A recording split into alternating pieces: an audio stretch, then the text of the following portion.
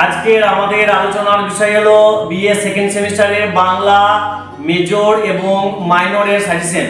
একটা কথা আমি তোমাদের বলে রাখি, এবারে সেকেন্ড সেমিস্টারের বাংলা মেজর এবং মাইনরের সিলেবাস প্রায় 99% এক। তাই সিলেবাস যেহেতু এক, তাই সাজেশনও প্রায় এক থাকবে। হয়তো 5-এর 10-এর হতে পারে, 10-এরটা 5-এর হতে পারে। সেই ক্ষেত্রে ভিন্ন ভিন্ন রূপে সাজেশন না করে একবারে মেজর এবং মাইনর উভয়েরই পড়া যাবে।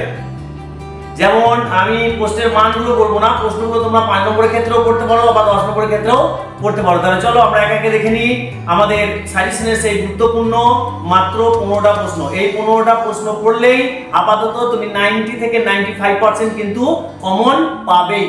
প্রশ্ন নম্বর 1, বাংলা সাহিত্যের চর্যাগীতির অবদান আলোচনা করো।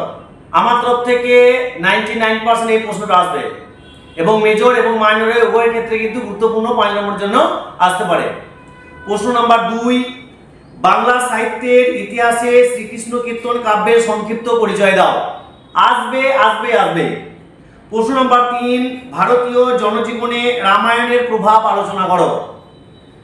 প্রশ্ন নম্বর 4, মহাভারত অবলম্বনে ভারতীয়দের সমাজ জীবন সম্পর্কে আলোচনা করো। এবার একটা কথা শুনে রাখো, রামায়ণ এবং মহাভারত এই দুটো প্রশ্নের মধ্যে 100% একটা আসবে মেজর এবং মাইনরের।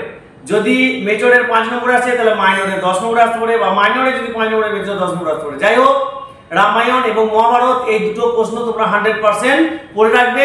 দুটোর মধ্যে একটা তোমরা কিন্তু কমন পেয়ে যাচ্ছ। প্রশ্ন নাম্বার হচ্ছে আমাদের 5, চৈতন্য জীবনী সম্পর্কে বৃন্দাবন দাসের অবদান আলোচনা করো। প্রশ্ন নাম্বার হচ্ছে 6, বৈষ্ণব পদাবলী সাহিত্য অবলম্বনে লোচন দাসের কবি প্রতিভার পরিচয় দাও। প্রশ্ন নম্বর 7, চণ্ডীদাস সমস্যা কি। আসবে আসবে আসবে। চণ্ডীদাস সমস্যা কি, তোমার সপক্ষে যুক্তি দাও। প্রশ্ন নম্বর 8, অভিসার পর্যায়ে শ্রেষ্ঠ কবিকে তার কবি প্রতিভার পরিচয় দাও। প্রশ্ন নম্বর 9, বৈষ্ণব পদাবলী সাহিত্য অবলম্বনে জ্ঞান দাসের অবদান আলোচনা করো। 10, মঙ্গল কাব্য অবলম্বনে কবি বিজয় গুপ্তের কবি প্রতিভার পরিচয় দাও। প্রশ্ন নম্বর 11, বাংলা মনসামঙ্গল কাব্যের বৈশিষ্ট্যগুলি আলোচনা করো। প্রশ্ন নম্বর 12, শিবায়ন কাব্যের রচয়িতাকে তার কাব্য প্রতিভার পরিচয় দাও। 13 নম্বর প্রশ্ন একটা 5 নম্বরের জন্য দেওয়া হয়েছে টিকা, সেটার নাম হচ্ছে পদ্মাবতী, তাই তো? সৈয়দ আলাওলে লেখা পদ্মাবতী। 14 নম্বর প্রশ্ন হচ্ছে শাক্ত পদ রচনায় সাধক রামপ্রসাদ সেনের কবি প্রতিভার পরিচয় দাও। 15 নম্বর প্রশ্ন হচ্ছে বাউল গান সম্পর্কিত লালন ফকিরের প্রতিভা আলোচনা করো। যেটা তোমরা একাদশ শ্রেণীতে লালন ফকিরের একটা কবিতা পড়েছিলে, বাড়ির কাছে আর্টসনগর। এই ছিল আপাতত সেকেন্ড সেমিস্টারে বাংলা মেজর এবং মাইনরের সাজেশন। আপাতত এই 15টা প্রশ্ন করলেই আমি আমার অভিজ্ঞতা থেকে বলতে পারি তোমরা 90 থেকে 95% কমন পাবে।